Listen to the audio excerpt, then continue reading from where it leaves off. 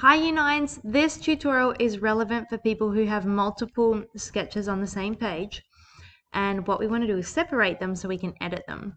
So the first step is to open your file in Photoshop, and then I'm going to double click the background and enter to unlock it. Then I'm going to go over here to the lasso tool. I'm just going to click and hold, and I want to select this lasso tool. Okay, it's the round little icon, and the first thing I'm going to do is I'm just going to draw around. I'm clicking and holding my mouse and I'm drawing around my little motif here. I'm stopping when I get back to the beginning, and you can see that it is highlighted.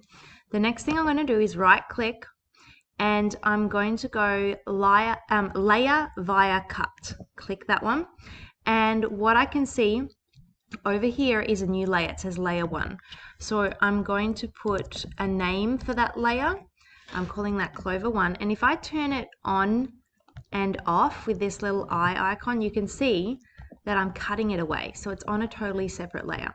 Now I'm going to go back to my original layer. I'm going to click that. I'm going to use my lasso tool again, and I am just going to go around my second motif. I'm going to go right click, layer via cut. It will appear in my layers panel. I'm going to call this Clover 2. I'm going to go back to my original layer and do this for the last time for my little tree branch. I'm just going to go all the way around. You don't have to be too neat. You just need to go back to where you finished. Right click, layer via cut.